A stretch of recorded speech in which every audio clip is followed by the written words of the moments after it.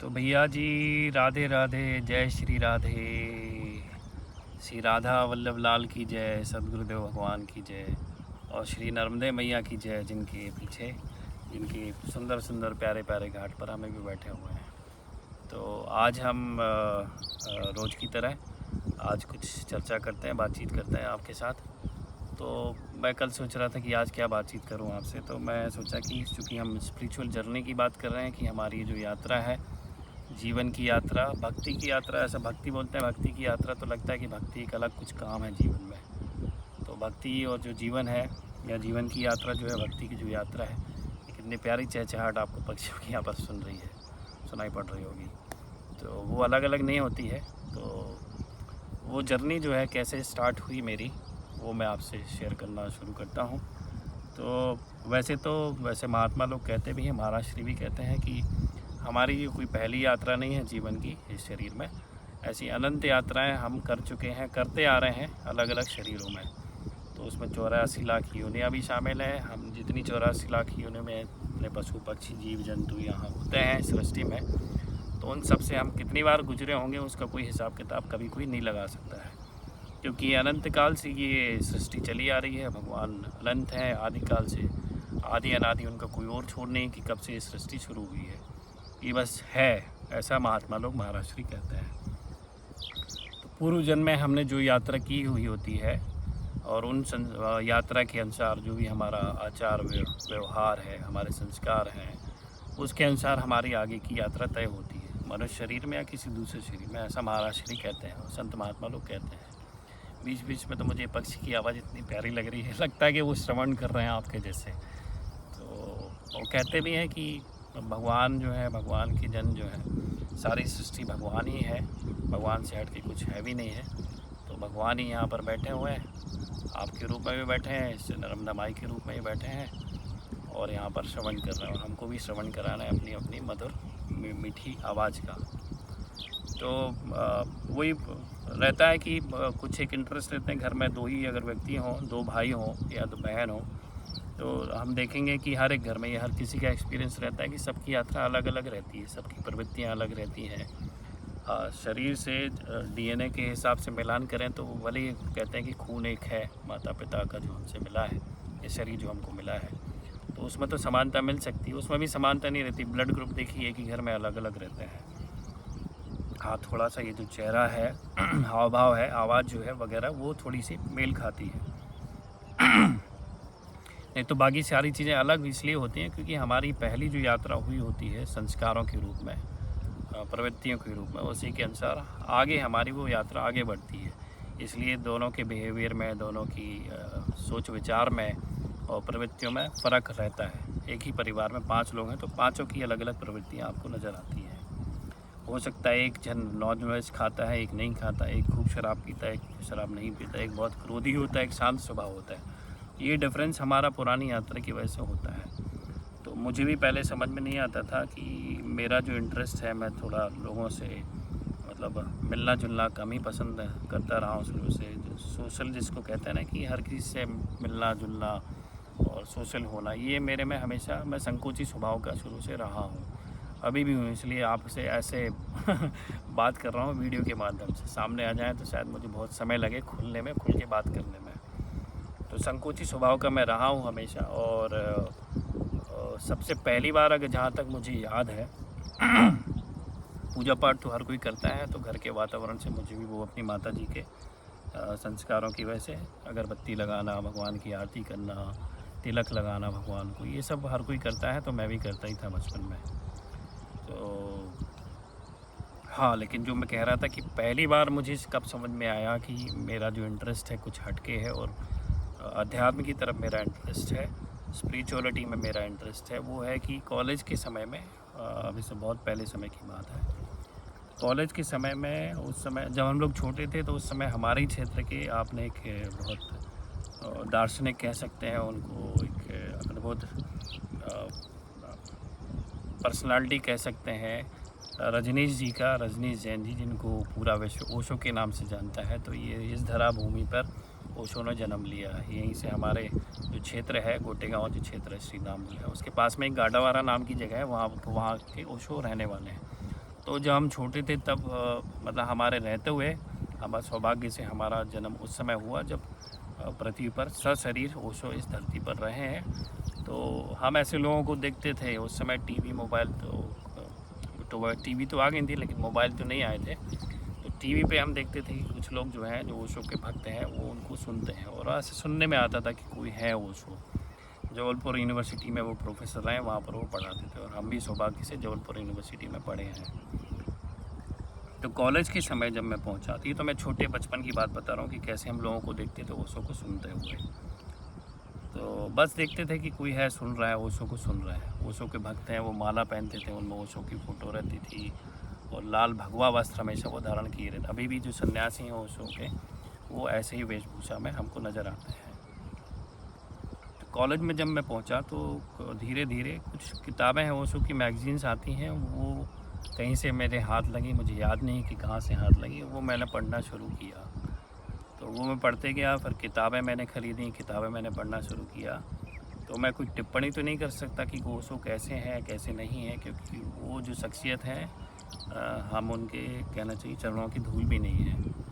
तो लेकिन ओशो को पढ़ने से काफ़ी सारा फ़ायदा भी हुआ। बाद में जब सोशल मीडिया और मोबाइल जैसी चीज़ें आ गई हाथ में, तो उनके ऑडियोज़ हमने सुनना शुरू किए और वीडियोज़ देखना शुरू किए। तो लंबा समय है जो ओशो को सुनते हुए मैंने बिताया, और उससे काफ़ी चीज़ें जो हैं समीक्षा जिसको कहते हैं जीवन की, वो होना शुरू हुई कि जीवन में ये जो सब चीज़ें हैं, हमारा शरीर से लेके हमारे शरीर संबंधी सारी चीज़ें हैं, जो भी हम लौकिक जगत में इकट्ठा करते हैं उनको भोगते हैं, ये सब अस्थायी हैं, टेम्परेरी हैं। जैसे हम अक्सर सुनते भी आते हैं कि सब कुछ अस्थायी है, एक दिन सब ये मिट जाना है। तो वो एक समीक्षा हो गई, लेकिन पूरी तरह से बात दिमाग में प्रवेश नहीं की थी, और समझ में नहीं आया था कि एक्चुअल है क्या। एक कन्फ्यूजन जैसा हमेशा बना रहा है। पिछले मतलब बहुत समय पहले की बात नहीं कर रहा हूँ, आप मान के चलिए, समझ लिए 1.5-2 साल पहले तक, जब तक कि सदगुरुदेव भगवान श्री प्रेमानंद जी महाराज जो वृंदावन वाले संत हैं, जब तक उनका सत्संग मैंने सुनना शुरू नहीं किया था, तब तक मुझे चीज़ें कन्फ्यूजन में ही थी, समझ में नहीं आई थी। अभी भी समझ में आ गई हैं पूरी तरह, ऐसा नहीं बोल रहा हूँ, लेकिन काफ़ी क्लैरिटी अब आ गई है, आने लगी है, और वो बढ़ रही है धीरे धीरे। तो हाँ, समीक्षा ज़रूर हो गई थी कि भौतिक जगत में सुख नहीं, और उसमें इंटरेस्ट भी इतना नहीं आता था कि क्या है, धन को इकट्ठा करना है, जीवन भर उसी में लगा देना है। लेकिन इसके बाद कोई ज़िंदगी होती है, वो कैसी होती है, पहले थी तो वो कैसी थी, आगे हमारी यात्रा कैसे तय होगा, वो सब क्लैरिटी बिल्कुल भी नहीं आती थी। ओशो सभी लोग जानते हैं, आप भी जानते हैं कि ओशो ने जो है शायद ही कोई ऐसा दर्शन होगा जिसका अध्ययन और अनुभव ना किया हो, चाहे वो हमारा भारतीय सनातन का दर्शन है, अध्यात्म है, चाहे वो वेस्टर्न फ़िलॉसफी है। ओशो ने सबको पढ़ा है। कहते हैं कि वो एक दिन में एक किताब ख़त्म कर देते थे पढ़ के, हम तो महीनों में नहीं कर पाते हैं। तो उस उतने गहन अध्ययन के बाद उनका जो ज्ञान है, उनका जो नॉलेज है, उसका तो कोई पार नहीं पा सकता है। हम इमेजिन नहीं कर सकते कितने ज्ञानी वो ओशो रहे हैं। लेकिन हुआ ये है कि चूँकि ज्ञान, अब किताबों में जो ज्ञान है वो ज्ञान उनको अनुभव में भी आया, अनुभवी वो रहे हैं। लेकिन उनकी वाणी जब सुनी, बाद में ये समझ में आया मुझे कि इतना सुनने के बाद भी अपने अंदर वो क्लिक क्यों नहीं हो रहा है, हमको समझ में क्यों नहीं आ रहा है, वो अनुभूति की झलक हमको मिल क्यों नहीं रही है। कम से कम सिद्धांत रूप में तो वो क्लियर हो। तो बाद में जब प्रेमानंद जी महाराज को सुनना शुरू किया ना, और उनकी जो मधुर वाणी है और उनका जो सरल तरीका है हम जैसे पढ़े लिखे गंवारों को समझाने का, वो अद्भुत है। तो तब मुझे समझ में आया कि क्यों नहीं समझ में आता था, ओशो पूरी तरह समझ में क्यों नहीं आ पाए थे, क्यों नहीं आ रहे थे। तो उसका कारण ये है कि ओशो का जो रास्ता है ना, वो महाराज श्री के मैं शब्दों में कहूँगा कि अगर शास्त्रों में अगर आप अपने खुद पढ़ के शास्त्रों के माध्यम से ज्ञान को ढूंढने की कोशिश करोगे, अपने अध्यात्म जगत को पहचानने की कोशिश करो, तो वो एक अरण्य है, एक वन जंगल जैसा है, घना जंगल जैसा है। और उसमें प्रवेश करने पे ज़्यादा चांसेस है कि जब तक किसी सदगुरुदेव का आपको वो ना मिले, सानिध्य ना मिले, प्रकट सानिध्य, उनका मार्गदर्शन ना मिले, तो आप उस जंगल में खो जाओगे, भटक जाओगे और उसी में ख़त्म हो जाओगे। आपको रास्ता नहीं मिलेगा, आप नहीं निकल पाओगे उससे। और जंगल में तो चूँकि भयानक वो भी रहते हैं, जानवर रहते हैं, तो आपके बचने के चांसेस कम ही हैं। तो ओशो जो है, ओशो की जो वाणी है, मुझे बाद में ऐसा लगा, मैं अपने उस फीडबैक में आपके अनुसार शायद वो मैच भी ना खाए कि आप क्या सोचते हैं उस बारे में। तो ओशो जो है वो ऐसे ही कुछ अरण्य के जैसे हैं, एक ऐसा जंगल है, ऐसा विशाल काय जिसको घना जंगल कहते हैं, कि उनकी वाणी जो है कहाँ से कहाँ, कहाँ से कहाँ, कहाँ से कहाँ, सुनने में सब अच्छा लगता है, थोड़ा थोड़ा समझ में भी आता है, लेकिन पहुँचते कहीं पर नहीं है। मैं तो कहीं नहीं पहुँच पाया, बहुत साल उनको पढ़ने और सुनने के बावजूद भी। तो उनकी वाणी में हमको वही है कि बहुत सारी फ़िलासफ़ीज़ के, बहुत सारी बातें जो हैं, सारी बातें सही हैं, सारी कुछ गलत नहीं है, लेकिन एक कन्फ्यूजन जैसा क्रिएट होता है। और जो हमको एक सीधा सरल मार्ग जिसको कहते हैं, सरल भाषा में समझाया हुआ, वो नहीं मिल पाता कि हम एक्चुअल में क्या करें। हम एज ए इंडिविजुअल, जो हमारी मनस्थिति अभी है, जो हमारा सोचने विचारने का जो ढंग अभी है और हमारी जैसी क्षमता है, उसके अनुसार हम कैसे चलें। एक इंडिविजुअल प्रोग्राम बिल्कुल भी समझ में नहीं आया हमको। और ध्यान तो मेरे कभी पल्ले पड़ा नहीं है, अभी भी नहीं पल्ले पड़ता है। तो ध्यान जैसी चीज़ों में मेरी कभी रुचि आई नहीं कि मन अपना शांत बैठे, जैसे ऐसी पोजीशन में बैठते हैं पद्मासन वगैरह लगा के, और ध्यान करना है तो किसका करना है, किसी चीज़ का नहीं करना है, तो ये तो हमको बात कभी समझ में नहीं आई।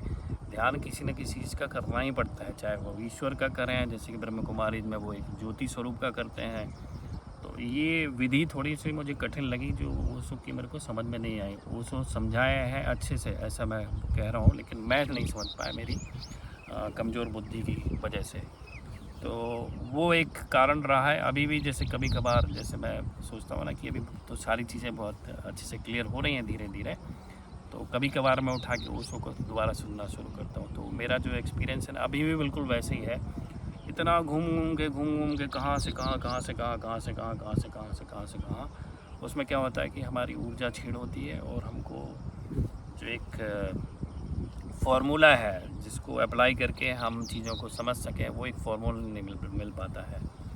तो यही है, वो मैं सुनता रहा और ऐसे मेरी जर्नी स्टार्ट हुई थी। तो इंटरेस्ट तो रहा है, मैंने बहुत बीच में उसी समय पर, कॉलेज के समय से लेके बहुत कुछ साल पहले तक, जितने भी वेस्टर्न कंट्रीज़ के, जितने कि हमको मोटिवेशनल स्पीकर जिसको कहते हैं, जिनको सेल्फ हेल्प बुक्स कहते हैं, कि वो उनको बुक्स को पढ़ने, जैसे एक डेल कार्नेगी है, एक अभी अपने भारत में जैसे संदीप माहेश्वरी को लोग जानते हैं, और शिव खेड़ा को मैंने उस समय पर पढ़ा था, यू कैन विन, ऐसी एक उनकी बहुत पॉपुलर बुक आई थी जो मैंने पढ़ी थी। आप लोगों में से बहुत लोगों ने पढ़ी होगी उसको।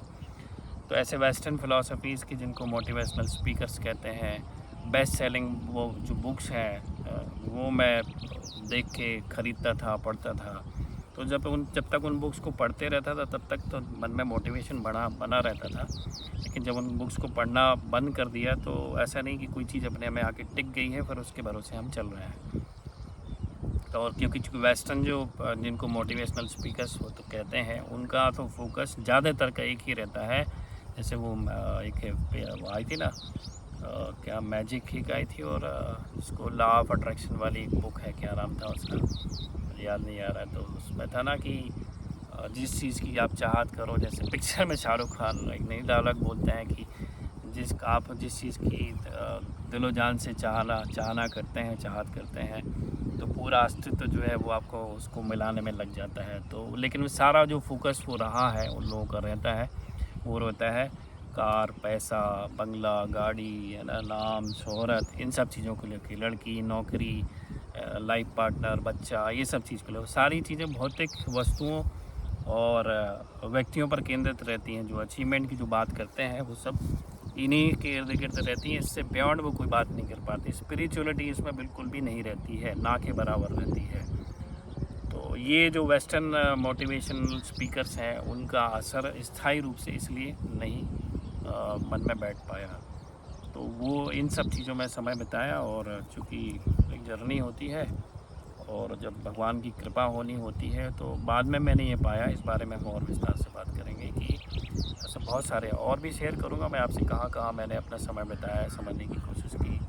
तो बाद में जब महाराज श्री की कृपा से ये सब हमारे जो सनातन धर्म की जो एक दर्शन है, अध्यात्म है, उसको जब समझना शुरू किया ना, तो मैंने पाया कि ऐसा कुछ नहीं है किसी फ़िलासफ़ी में, चाहे वो किसी युग की रहे हो, किसी भी स्थान की रहे हो, वेस्टर्न रही हों, चाहे वो इंडियन रही हों, चाहे कोई और दूसरे देश की रही हों, फ़िलासफ़ीज़ रही हों, दर्शन रहा हो, अध्यात्म रहा हो, वो सब कुछ हमारे सनातन धर्म से ही कहना चाहिए उसका विस्तार हुआ, इसका फैला हुआ है। फिर लोगों ने अपने अनुसार चीज़ों को, कुछ चीज़ों को सेलेक्ट करके उसको अपना लिया है, उसमें एक छाप, नाम जैसा, ब्रांड जैसा दे दिया है और उसको उन्होंने आगे बढ़ाया है। तो हमको लगता है कि सब एक अलग अलग चीज़ें हैं और सब ने अपनी अपनी तरीके से खोज की हैं, उनकी वो अपनी मौलिक खोज है। तो ऐसा कुछ भी नहीं है, जो कुछ है उसका सोर्स जो है वो ईश्वर ही है और उस ईश्वर ने भारत की भूमि पर, इस धरा पर